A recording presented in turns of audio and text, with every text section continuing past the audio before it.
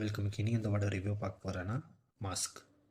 ஒரு கேங் வந்துட்டு காசு அடிக்க பார்ப்பாங்க சூப்பர் மார்க்கெட்டில். யாரோட காசுனா அரசியல்வாதிகளோட காசு. அவங்க எலெக்ஷனுக்கோசரம் அதெல்லாம் எடுத்து வச்சுருப்பாங்க. அந்த கேங்கும் காசு எடுத்துடுறாங்க. ஸோ யார் அந்த காசு எடுத்துன்னு கண்டுபிடிக்கிறதுக்கு கவின் வந்துட்டு ஏஜெண்ட்டாக இருக்குவார். கவின் கண்டுபிடிச்சாரா இல்லையா தான் படத்தோட கதை. அதுக்கப்புறம் என்னென்ன ஆச்சுன்னு தான் படத்தோட கதையாக இருக்கும். எடிட்டிங் பார்த்திங்கன்னா ரொம்ப நல்லா பண்ணியிருக்காங்க படத்தில்.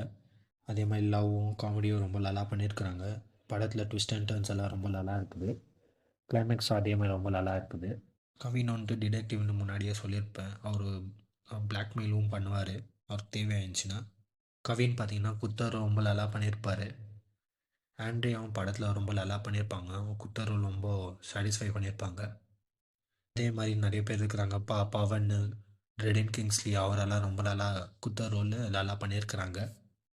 படத்தில் சினிமாட்டோகிராஃபி பார்த்திங்கன்னா ரொம்ப நல்லா பண்ணியிருக்கிறாங்க. படத்தில் பிஜிஎம்மும் ஜிவி பிரகாஷ் ரொம்ப அந்த படத்துக்கு எவ்வளோ தேவையோ அந்த அளவுக்கு பிஜிஎம் நல்லா பண்ணியிருக்கிறாரு. படத்தில் பார்த்திங்கன்னா வாய்ஸ் ஓவர் நிறைய இருக்கிற மாதிரி இருக்கும். வாய்ஸ் ஓவர் வந்துட்டு நெல்சன் கொடுத்துருப்பாரு. இந்த படத்துக்கு வெற்றிமாறன் தான் மென்டார் பண்ணியிருப்பார். அப்போ படத்தில் சில இதெல்லாம் லாஜிக் மிஸ்டேக் இருக்கும். நீங்கள் படம் பார்க்கும்போது உங்களுக்கே தெரியும் அது என்ன லாஜிக்குன்ட்டு. ஓவரால் பார்த்திங்கன்னா ஒரு ஒன் டைம் வாட்சபிள். போய் தேட்டரில் போய் பாருங்கள். தேங்க்யூ.